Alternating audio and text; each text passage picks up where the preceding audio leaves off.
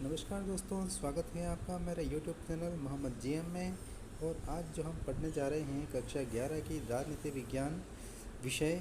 जैसा कि आप सबको पता है कि इस वर्ष से राजस्थान बोर्ड ने पुराना सिलेबस हटा करके NCERT का नया सिलेबस लागू किया है। और इस सिलेबस के अंतर्गत राजनीति विज्ञान की कक्षा 11 में 2 पाठ्य पुस्तकें हैं, जिसमें से एक है राजनीतिक सिद्धांत और दूसरी है भारत का संविधान। तो आज के हम अपने इस वीडियो में राजनीतिक सिद्धांत के बारे में पढ़ेंगे। लेकिन दोस्तों, वीडियो शुरू करने से पहले आप सबसे रिक्वेस्ट है, आप मेरे इस चैनल मोहम्मद जीएम को सब्सक्राइब ज़रूर करें और लाइक और शेयर ज़रूर करें इस वीडियो को। तो चलिए शुरू करते हैं राजनीतिक सिद्धांत पाठ्य पुस्तक से। राजनीतिक सिद्धांत एक परिचय। क्लास 11 राजनीतिक सिद्धांत एक परिचय। तो सारी बातें देखेंगे और जो प्रत्येक वर्ड जो क्लिष्ट वर्ड हैं उनके बारे में भी हम बीच बीच में बात करेंगे। तो लीजिए, कह रहे हैं कि एक और किताब याद कीजिए और हम उन्हीं चीज़ों पर बात करेंगे जो हमसे जुड़ी हुई है। थोड़ा इंतज़ार कीजिए और देखिए। तो चलिए शुरू करते हैं राजनीतिक सिद्धांत एक परिचय। तो यहाँ बात करें, देखो सबसे पहले मनुष्य के बारे में। तो मनुष्य देखो 2 मामलों में अद्वितीय है। उसके पास एक तो क्या होता है, विवेक, और अपनी गतिविधियों में उसे व्यक्त करने की एक तो होती है योग्यता। उसके पास भाषा का प्रयोग और एक दूसरे से संवाद करने की क्षमता भी होती है। अन्य प्राणियों से इतर मनुष्य अपने अंतरतम भावनाओं और आकांक्षाओं को व्यक्त कर सकता है, जिन्हें अच्छा और वांछनीय मानता है। अपने उन विचारों का साझा कर सकता है, उन पर चर्चा कर सकता है। तो ये सारी चीज़ें हैं, ये मनुष्य के पास है। यानी अब पशु पक्षी है, वो आपस में जैसे वार्तालाप करना हो, उनको एक दूसरे से संवाद करना हो, तो वो चीज़ें नहीं है। जैसे मनुष्य में तो क्या है, मीटिंग करके क्या है, कोई किसी चीज़ के ऊपर डिस्कस करना हो तो मीटिंग कर लेते हैं आपस में, फिर उससे एक दूसरे से संवाद के बाद किसी नतीजे पर पहुँचते हैं। तो राजनीतिक सिद्धांत की जड़ें मानव अस्मिता के इसे जुड़वा पहलुओं में होती है। यह कुछ खास बुनियादी प्रश्नों का विश्लेषण करता है, जैसे समाज को कैसे संगठित होना चाहिए, हमें सरकार की ज़रूरत क्या है। ये जो राजनीतिक सिद्धांत है, इनके महत्व के बारे में यानी कुछ विश्लेषण ये प्रकट करेंगे। सरकार का सर्वश्रेष्ठ रूप कौन सा है, कि लोकतंत्र सरकार अच्छी है, अध्यक्षात्मक सरकार अच्छी है, एकात्मक संघात्मक, किस प्रकार की सरकार अच्छी है। क्या कानून हमारी आज़ादी को सीमित करता है।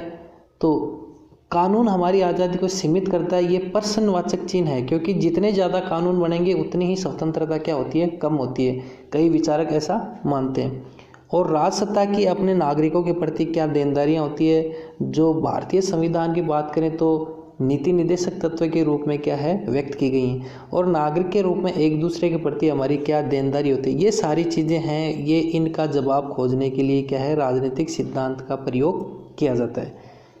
राजनीतिक सिद्धांत इस तरह के प्रश्नों की पड़ताल करता है और राजनीतिक जीवन को अनुप्रमाणित करने वाले स्वतंत्रता, समानता और न्याय जैसे मूल्यों के बारे में सुव्यवस्थित रूप से विचार करता है। क्योंकि ये जो वर्ड है तीनों, स्वतंत्रता, समानता और न्याय, ये भारतीय संविधान में आपको हर जगह मिल जाएंगे। चाहे प्रस्तावना में लो आप, चाहे मूल अधिकारों में लो, सब में ये चीज़ें आपको मिलेगी। वह इसके और अन्य संबंध अवधारणाओं के अर्थ और महत्व की व्याख्या करता है। इनसे संबंधित स्वतंत्रता और समानता से संबंधित जैसे बात करें, सीधा सीधा कानून इनसे संबंधित है, तो ये सभी की व्याख्या करता है।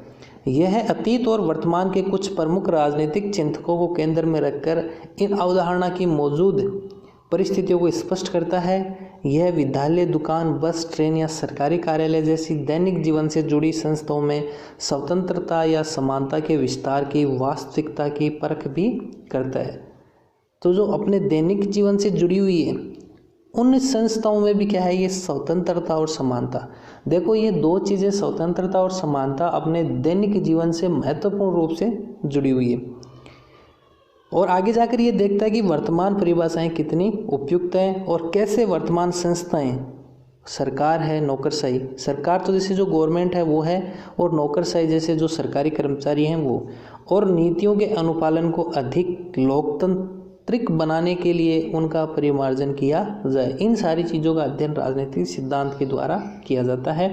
राजनीतिक सिद्धांत का उद्देश्य नागरिकों को राजनीतिक प्रश्नों के बारे में तर्कसंगत ढंग से सोचने और सामयिक राजनीतिक घटनाओं को सही तरीके से आंकने का प्रशिक्षण ये देता है। तो इस अध्याय में हम देखेंगे राजनीति और राजनीतिक सिद्धांत का अर्थ क्या है और हमें इसका अध्ययन क्यों करना चाहिए, इस चीज़ के बारे में हम देखेंगे। तो सबसे पहले देखते हैं राजनीति क्या है।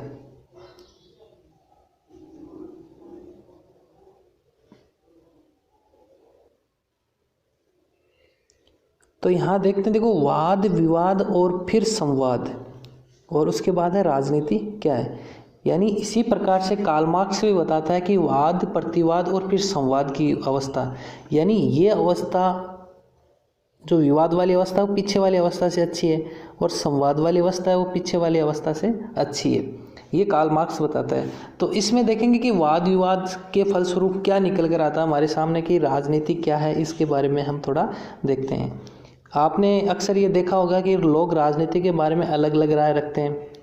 राजनेता और चुनाव लड़ने वाले लोग अथवा राजनीतिक पदाधिकारी कह सकते हैं कि राजनीति एक प्रकार की जनसेवा है। वैसे राजनीति क्या है? जनसेवा है। और राजनीति से जुड़े अन्य लोग राजनीति को दांव पेच से जोड़ते हैं तथा आवश्यकताओं और महत्वाकांक्षाओं को पूरा करने के कुछ चक्कर में लगे रहते हैं। ये आप सब चीज़ें देखते हो। अगर रियल में अगर बात करें तो रियल में भी होती हैं, और सारी जो पिक्चरों में दिखाई जाती है वो सब कहाँ से प्रेरित हैं? वो दैनिक जीवन से प्रेरित होती हैं कि राजनीतिक लोग हैं वो किस प्रकार से अपने जो लाभ हैं उनको पूरा करने में, अपने जो एक ये कहें कि अपने लाभों के लिए क्या है दूसरों का शोषण किस प्रकार से कर रहे हैं। कई अन्य के लिए राजनीति वही है जो राजनेता करते हैं। अगर वे राजनेताओं को दल बदल करते, झूठे वायदे और बढ़े चढ़े दावे करते, विभिन्न तबकों से जोड़ तोड़ करते, निजी या सामुदायिक स्वार्थों में, सामूहिक स्वार्थों में निष्ठुरता से रत और घृणित रूप में हिंसा पर उतारे होता देखते हैं, तो राजनीति का संबंध घोटालों से जोड़ते हैं। भाई आज के दौर में बात करें तो लोग बाग राजनीति में जाने के लिए इसीलिए छटपटाते हैं क्योंकि अनचाहा पैसा है। घोटाला कर करके इतना अनचाहा पैसा कमाते हैं जिसकी कोई सीमा नहीं है। इस तरह की सोच इतनी प्रचलित है कि जीवन के विभिन्न क्षेत्रों में जब हम हर संभव तरीके से अपने स्वार्थ को साधन में लगे लोगों को देखते हैं तो हम कह सकते हैं कि राजनीति कर रहे हैं। यदि हम एक क्रिकेटर को टीम में बने रहने के लिए जोड़ तोड़ करते या किसी सहपाठी को अपने पिता की हैसियत का उपयोग करते अथवा दफ्तर में किसी सहकर्मी को बिना सोचे समझे बॉस की हाँ में हाँ मिलाते देखते हैं तो हम कहते हैं कि वो गंदी राजनीति कर रहे हैं। जैसे कई टीमों में सिलेक्शन होता है आजकल, आईपीएल वगैरह में पहले ही सिलेक्शन होता है, तो टीमें में सिलेक्शन तो होता है, जो छोटे मोटे खिलाड़ी उनका 20 लाख रुपए दे दिए, 10 लाख रुपए दे दिए, उनमें खरीद लेते हैं आईपीएल की टीमें। लेकिन फिर उनको मैच खिलाने के लिए उनसे डिमांड की जाती है कि भाई आप इतने पैसे दोगे तो आपको प्लेइंग 11 में रखेंगे। और वैसे जैसे आप कहीं भी कार्यालय देख लो, उच्चतर जो बॉस है उनकी हाँ में हाँ मिलाई जाती है। बोला साहब बोलते हैं ऐसे, हाँ बोला साहब ऐसे, साहब बोलते हैं ऐसे तो बोला हाँ ऐसे। तो वो क्या है, एक तरह से पॉलिटिक्स ही है, गंदी पॉलिटिक्स। स्वार्थ पर के ऐसे धंधों से मोह भंग होने पर हम राजनीति से हताश हो जाते हैं और कहने लगते हैं मुझे राजनीति में रुचि नहीं है या मैं राजनीति से दूर रहता हूँ। केवल साधारण लोग ही राजनीति से निराश नहीं हैं, बल्कि इनसे लाभान्वित होने और विभिन्न राजनीतिक दलों को चंदा देने वाले व्यवसायी और उद्यमी भी अभी अपनी मुसीबतों के लिए आए दिन राजनीति को कोसते रहते हैं। क्योंकि ये जो राजनीति है ऐसी है कि जब आपकी ज़रूरत होगी तब तो आपका काम ले लेगी, आपसे काम ले लेगी, और जब इनको ऐसा महसूस होगा कि अभी इन लोगों की अपने को ज़रूरत नहीं है तब आपके वो लात मार के निकाल देंगे। तो जो राजनीतिक दलों को चंदा देते हैं बिजनेसमैन है, बड़े बड़े बिजनेसमैन, उनको भी जैसे चाहे बीजेपी की सरकार आए चाहे कांग्रेस की सरकार आए, उनको क्या है, उनको कुछ ना कुछ चंदा देना ही पड़ता है क्योंकि ये उनकी मजबूरी रहेगी। और इसी मजबूरी का वो क्या है, राजनीतिक दल फ़ायदा उठाते हैं, इसीलिए वो राजनीति को क्या है, कोसते रहते हैं। सिनेमा के कलाकार भी अक्सर राजनीति की बुराई करते हैं। यह अलग बात है कि जैसे ही वे इस खेल में सम्मिलित होते हैं वैसे ही वे अपने को इस खेल की ज़रूरतों के अनुसार ढाल लेते हैं। जैसी जिसकी ज़रूरत होगी वो उसी के पक्ष में बोलेगा। जिसको बीजेपी से टिकट लेनी होगी वो बीजेपी के पक्ष में बोलेगा, जिसको कांग्रेस की तरफ से टिकट लेनी होगी वो कांग्रेस के पक्ष में बोलेगा। यानी सब अपने आप को उनके अनुसार डालते हैं। इस प्रकार हमारा सामना राजनीति की परस्पर विरोधी छवियों से होता है।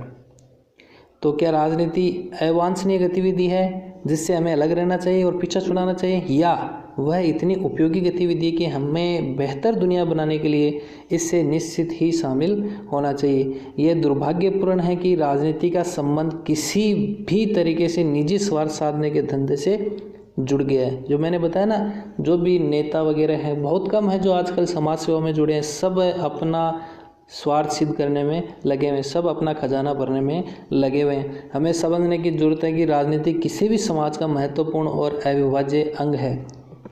क्योंकि महात्मा गांधी ने एक बार टिप्पणी की थी कि राजनीति ने हमें सांप की कुंडली की तरह जकड़ रखा है और इससे जूझने के सिवाय अन्य कोई रास्ता नहीं है।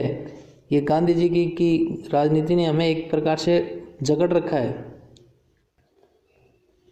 तो यहाँ देखो, एक टाइम्स ऑफ इंडिया का कार्टून भी दिया हुआ है, ये R.K. लक्ष्मण साहब का, कि यहाँ किसी नेता की वाइफ अपने बच्चे को लेकर आती है और नेताओं को कहती है आपको तुरंत राजनीति से संन्यास ले लेना चाहिए, क्योंकि आपके कामकाज का इस पर बुरा प्रभाव पड़ रहा है। इस बच्चे के लिए बोल रही इनकी माता जी, वह सोचता है कि वह झूठ और धोखाधड़ी से काम चला सकता है। यानी ये कह रही है कि इसने कहाँ से सीखा है, आपसे सीखा है झूठ और धोखाधड़ी। तो ये बातें होती हैं। तो महात्मा गांधी जी की बात हो गई। उसके बाद राजनीतिक संगठन और सामूहिक निर्णय के किसी ढांचे के बगैर, तो राजनीतिक संगठन और सामूहिक निर्णय, इन दोनों के बगैर कोई भी समाज जिंदा नहीं रह सकता। जैसे हम गांव देहात में भी देखते हैं, गांव वाले क्या होते हैं, सब एक जगह रहते हैं, एक जगह। जैसे कोई निर्णय लेना होता है तो सामूहिक बैठ के पंचायत के माध्यम से क्या है निर्णय लेते हैं। तो जो सामूहिक निर्णय लेंगे वो क्या है, सबके लिए भलाई के लिए होगा। जो समाज अपने अस्तित्व को बचाए रखना चाहता है उसके लिए अपने सदस्यों को विविध जरूरतों और हितों का ख्याल रखना आवश्यक होता है।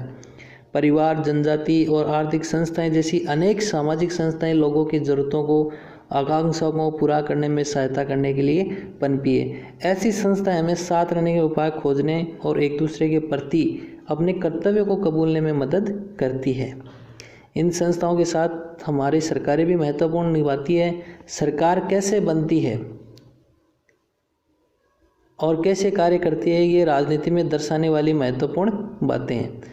तो यहाँ आओ अखबार बाँचे में वो कौन से मुद्दे हैं जो समाचार पत्रों में प्रमुख रूप से शीर्षक के रूप में छाए हुए हैं, क्या आपको लगता है कि आपके लिए उनकी कोई प्रासंगिकता है? तो इन चीज़ों के ऊपर भी आप क्या है थोड़ा गौर करें कि जो खबरें समाचार पत्रों में छप रही हैं वो क्या अपने लिए हैं।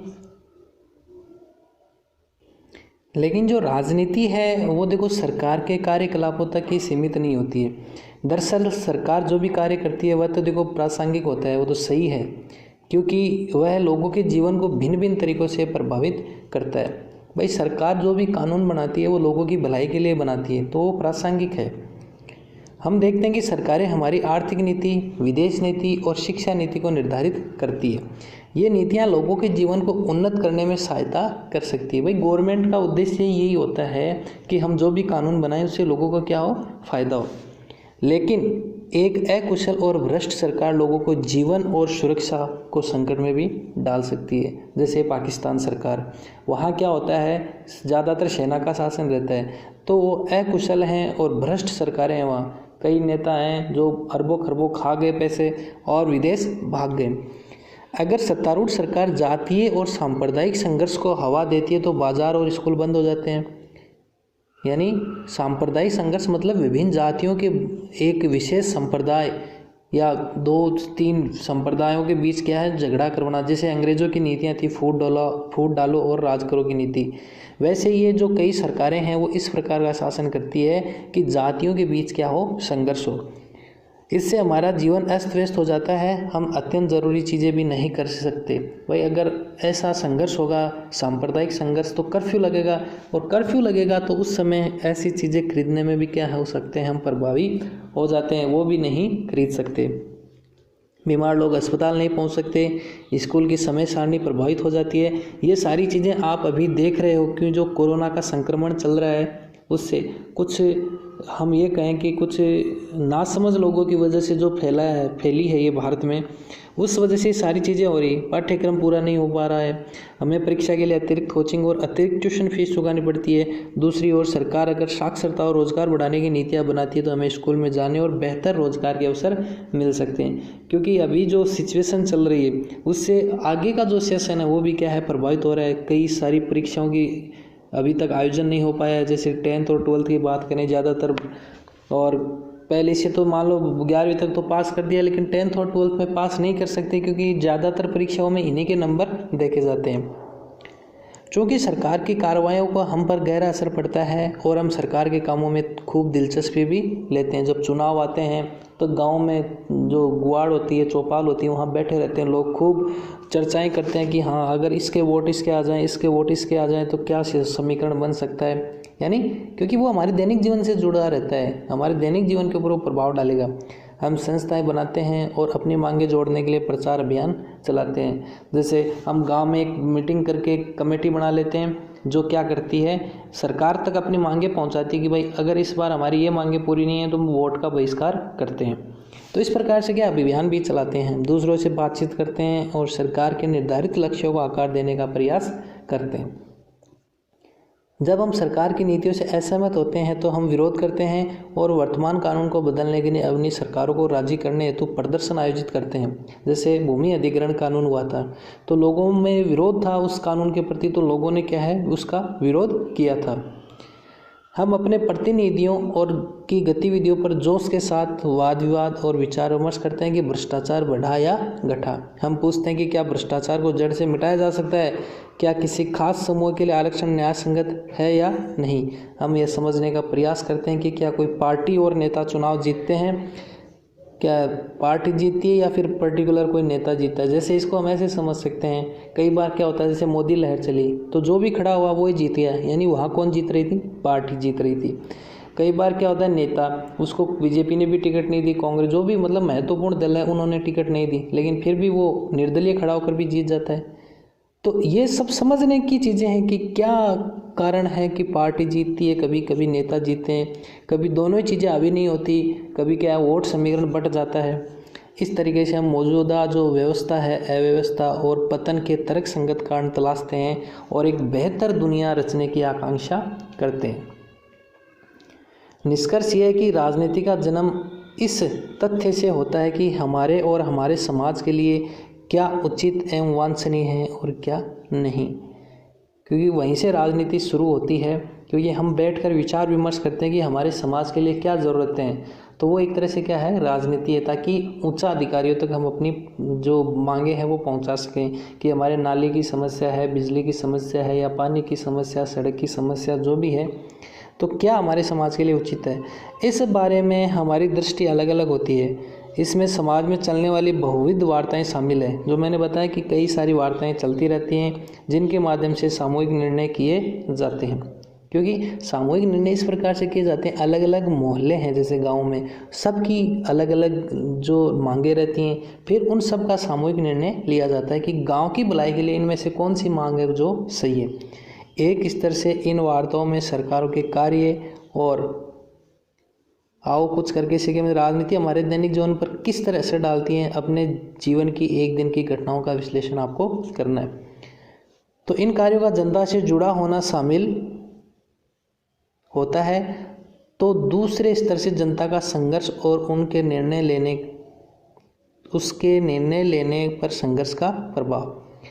तो जनता ही क्या करती है, जो मांगे करती है, मांगों का फिर क्या होता है प्रोसेसीकरण होता है। भाई तीन चीज़ें होती हैं, इनपुट का मतलब मांग जाती है, फिर मांगों का शोधन होता है कि भाई कौन सी मांग उचित है कौन सी नहीं है, फिर उसका निर्गत निकलता है। जब जनता आपस में वार्ता करती है, उन सामूहिक गतिविधियों में भाग लेती है जो सामाजिक विकास को बढ़ावा देती है और सामान्य समस्याओं के समाधान में मदद करने के उद्देश्य से तैयार की गई होती है, तब कहा जा सकता है कि जनता राजनीति में संलग्न है। नहीं तो जैसे गांव में जब चुनाव आते हैं, वोट आते हैं, तो बड़े बुजुर्ग है वो ये कहते हैं कि हमें क्या लेना देना, हमारे कौन सा घर पे आटे की बोरी डाल के जा रहा है चुनाव करवाने वाला। तो ये सारी चीज़ें होती हैं वो इनसे संबंधित होती हैं।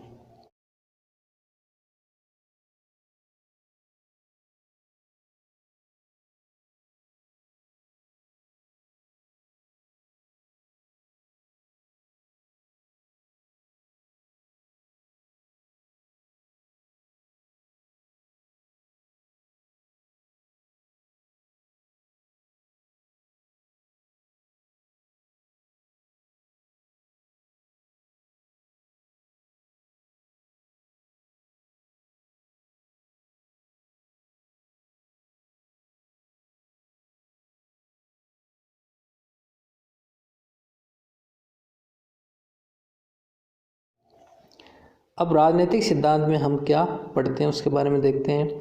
यदि हम अपने आसपास देखें तो आंदोलन, विकास और परिवर्तन दिखेगा।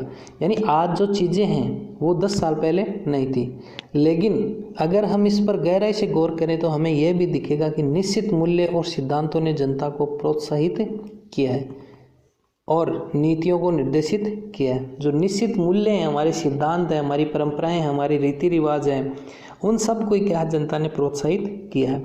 लोकतंत्र, स्वतंत्रता या समानता ऐसे ही आदर्श सिद्धांत है, क्योंकि हमारे समाज में तो पहले से ही ये चीज़ें रही हैं। विभिन्न देश ऐसे मूल्यों को अपने संविधान में प्रतिस्थापित कर उनकी हिफाजत करने का प्रयास करते हैं, जैसा कि अमेरिकी और भारतीय संविधानों में किया गया है। तो ये हमने बात कर ली। भारत में लोकतंत्र है, स्वतंत्रता और समानता के अधिकार दिए गए हैं जनता को। हालांकि इन संवैधानिक दस्तावेजों की उत्पत्ति रातों रात नहीं हुई है। जैसे भारत की भी बात करें तो कई हजारों लाखों लोगों ने बलिदान दिया था, तब जाकर क्या है हमें जो आज जो चीज़ें मिली हैं, जो संविधान मिला है, वो ऐसे इतनी आसानी से नहीं मिला आज़ादी के साथ। यानी जो स्वतंत्रता है उसके लिए कई लोगों ने बलिदान दिए थे।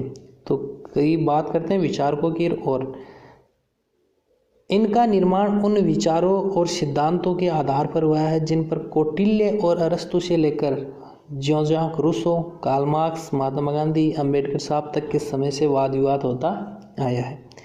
बहुत पहले ईसा पूर्व का मतलब BC शताब्दी में प्लेटो और अरस्तु ने अपने विद्यार्थियों से विचार विमर्श किया कि राजतंत्र और लोकतंत्र में से कौन सा तंत्र बेहतर है। आधुनिक काल में सबसे पहले रूसो ने सिद्ध किया कि स्वतंत्रता मानव मात्र का मौलिक अधिकार है। कार्ल मार्क्स ने तर्क दिया कि समानता भी उतनी ही निर्णायक होती है जितनी कि स्वतंत्रता। तो सब ने अपने अपने विचार प्रकट किए थे। यहाँ हम अगर प्लेटो की, अरस्तु की इनकी बात करें तो अरस्तु महोदय ने तो 6 प्रकार के जो तंत्र है, राजतंत्र है, वो बताए थे। जिसमें एक तो आता है राजतंत्र है, एक निरंकुश तंत्र आता है, फिर कुलीन तंत्र आता है, गुटतंत्र आता है, और पॉलिटी, और फिर फ्रीडम जो लोकतंत्र है। इस प्रकार से सब ने उस समय क्या है ये सारी चीज़ें बताई थी कि कौन कौन से जो शासन प्रणालियाँ हैं वो होती हैं और कौन सी क्या है उपयुक्त है। तो कार्ल मार्क्स समानता के ऊपर ज़्यादा जोर देता है, और रूसो है वो किसके ऊपर ज़्यादा जोर देता है, स्वतंत्रता के ऊपर। क्योंकि रूसो का तो एक कथन भी आता है कि मनुष्य पैदा तो स्वतंत्र होता है लेकिन उसको सर्वत्र जंजीरों में जकड़ा हुआ है। यानी स्वतंत्रता के ऊपर ये ज़्यादा जोर देता है। अपने देश में भी गांधी जी ने हिंद स्वराज में वास्तविक स्वतंत्रता या स्वराज के अर्थों की विवेचना की है। अंबेडकर ने जोरदार तरीके से तर्क रखा कि अनुसूचित जातियों को अल्पसंख्यक माना जाना चाहिए और उन्हें विशेष संरक्षण मिलना चाहिए। इन विचारों ने भारतीय संविधान की प्रस्तावना में स्वतंत्रता और समानता को प्रतिष्ठित किया। भारतीय संविधान के अधिकार वाले अध्याय में किसी भी रूप में छुआछूत का निषेध किया गया है और गांधी के सिद्धांतों को नीति निर्देशक तत्व में शामिल किया गया है। अस्पृश्यता का अंत, छुआछूत का निषेध, ये सब भारतीय संविधान में दिया गया है। जैसे बात करें आर्टिकल 17 की, अनुच्छेद 17 में ये साफ साफ दिया हुआ है कि सामाजिक समानता बढ़ाने हेतु संविधान में अस्पृश्यता का पूर्ण निषेध किया गया है। यानी किसी भी प्रकार से ऐसा आचरण किया गया तो वो दंडनीय अपराध माना जाएगा।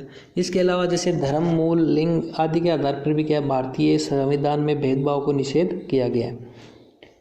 राजनीतिक सिद्धांत उन सिद्धांतों और विचारों, नीतियों को व्यवस्थित रूप को प्रतिबंधित करता है जिनसे हमारे सामाजिक जीवन, सरकार और संविधान ने आकार ग्रहण किया है।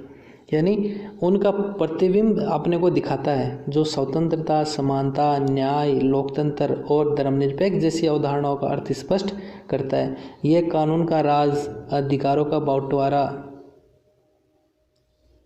यहाँ एक लेख है कि ऐसे किसी राजनीतिक चिंतन के बारे में संक्षिप्त टिप्पणी लिखी है जिनके बारे में उल्लेख किया गया है।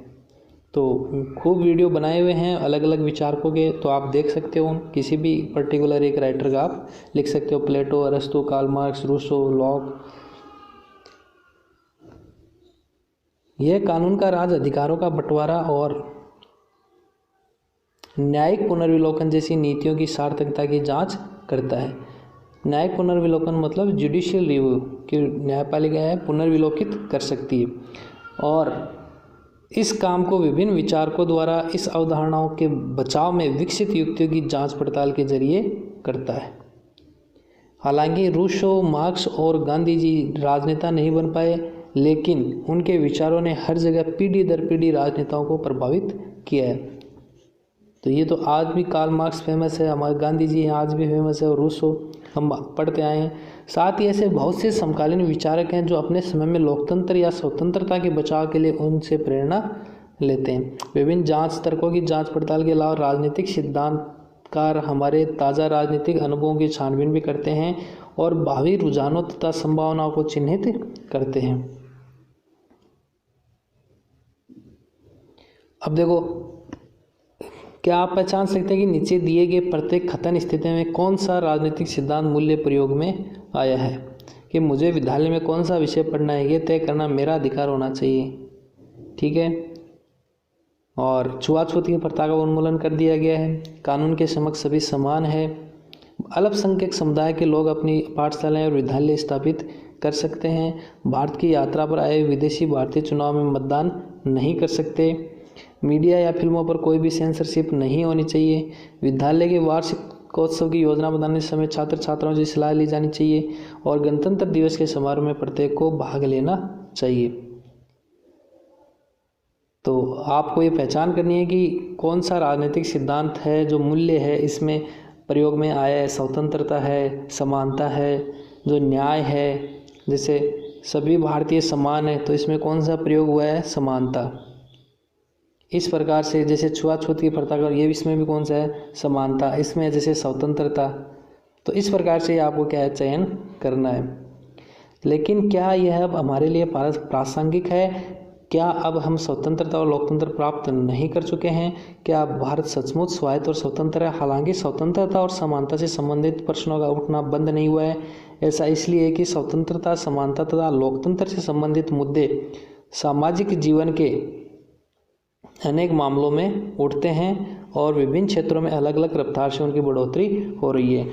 उदाहरण के लिए हम बात करें तो राजनीतिक क्षेत्र में समानता समान अधिकारों के रूप में बनी है, लेकिन ये आर्थिक और सामाजिक क्षेत्रों में उसी तरह नहीं है। तो ये वैसे लागू करना संभव भी नहीं है। अगर आर्थिक क्षेत्र की बात करें तो अगर जैसे मजदूर को वैज्ञानिक के बराबर वेतन दिया जाएगा तो फिर दोनों में समानता तो आ जाएगी, लेकिन वो औचित्यपूर्ण नहीं है।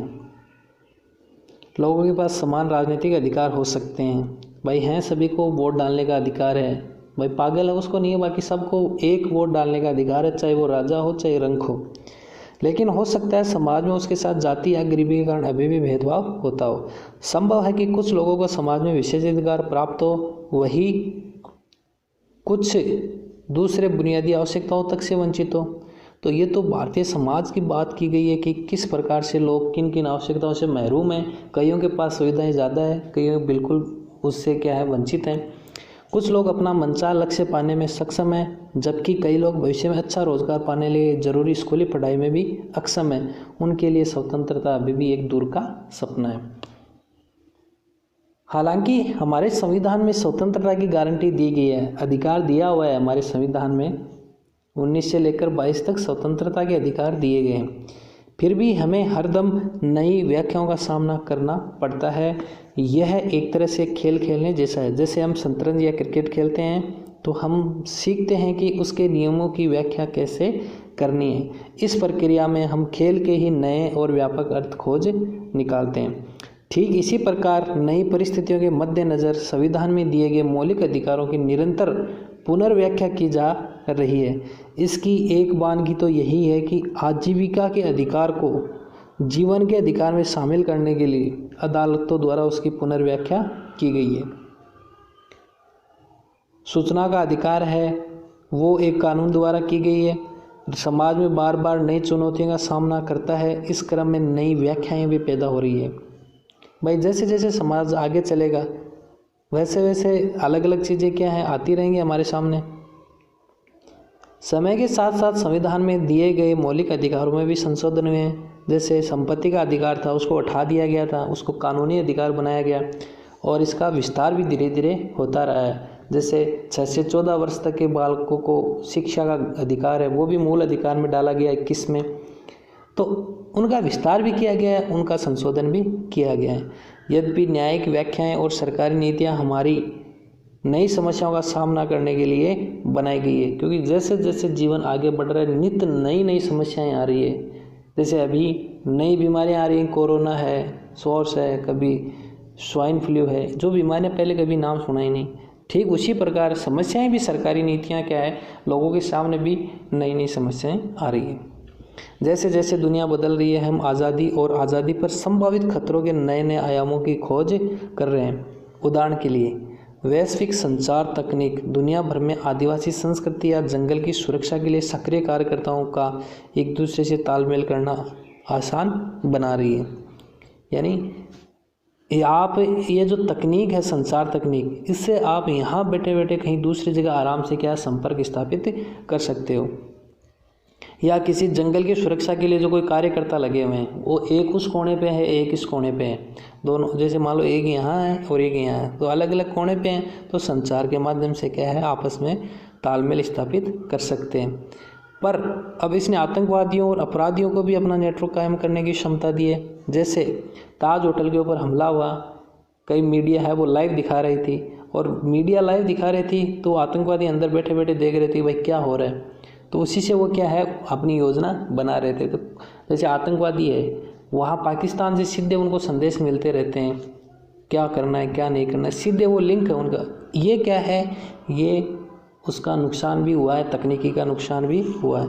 इसके अलावा भविष्य में इंटरनेट द्वारा व्यापार में बढ़ोतरी तय है। इसका अर्थ है कि वस्तुओं अथवा सेवाओं की खरीद के लिए हम अपने बारे में जो सूचना ऑनलाइन दें उसकी सुरक्षा हो। जैसे कई बार हम सुनते हैं कि फलाना कंपनी ने ग्राहकों का डाटा बेच दिया, तो ये सारी चीज़ें क्या है, बड़ी ही आगे आने वाले समय में दुखदायी होंगी। इसलिए यूँ तो इंटरनेटजन, अंग्रेजी में इंटरनेट का इस्तेमाल करने वालों को नेटिजन कहा जाता है, सरकारी नियंत्रण नहीं चाहते, लेकिन वे भी व्यक्तिगत सुरक्षा और गोपनीयता बनाए रखने के लिए किसी न किसी प्रकार का नियमन जरूर मानते हैं। परिणाम स्वरूप ये प्रश्न उठते हैं कि इंटरनेट इस्तेमाल करने वाले लोगों को कितनी स्वतंत्रता दी जानी चाहिए। अब ज़्यादा स्वतंत्रता देने इसका भी नाजायज़ फ़ायदा उठा रहे हैं। ऐसी ऐसी अनर्गल बातें हैं आजकल सोशल मीडिया के ऊपर चला रहे हैं जिसकी कोई सीमा नहीं है। क्या आप किसी अजनबी को अवांछनीय ईमेल भेज सकते हैं? क्या आप अपने चैट रूम में अपने उत्पाद का विज्ञापन कर सकते हैं? क्या सरकार आतंकवादियों का सुराग लगाने के लिए किसी के व्यक्तिगत ईमेल में ताक झाँक कर सकती है? कितना नियमन न्यायोचित है और कितना नियमन करना चाहिए सरकार को कुछ स्वतंत्र नियामकों को? राजनीतिक सिद्धांत में इन प्रश्नों के संभावित उत्तरों के सिलसिले में हमारे लिए सीखने के लिए बहुत कुछ है और यह सीखने के लिए प्रासंगिक भी है। तो ये वीडियो पार्ट फर्स्ट है 11th क्लास का। सेकंड जो पार्ट है उसमें हम बात करेंगे जो सुकरात है, प्लेटो के गुरु थे, उनके बारे में भी, कि उन्होंने किस प्रकार धर्म का ज्ञान देते हुए अपना क्या है जीवन बलिदान दिया था। इसके अलावा भी जो स्वतंत्रता से संबंधित है, राजनीतिक सिद्धांत से संबंधित और बातें हैं वो करेंगे। वीडियो अगर आपको अच्छा लगा तो वीडियो को लाइक ज़रूर करें, शेयर करें अपने दोस्तों के साथ, कमेंट करें, और चैनल के ऊपर आप नए हैं तो चैनल को सब्सक्राइब जरूर करें ताकि जो लेटेस्ट वीडियोज़ हैं उनका नोटिफिकेशन आपको मिलता रहे। थैंक यू दोस्तों, जय हिंद, जय भारत।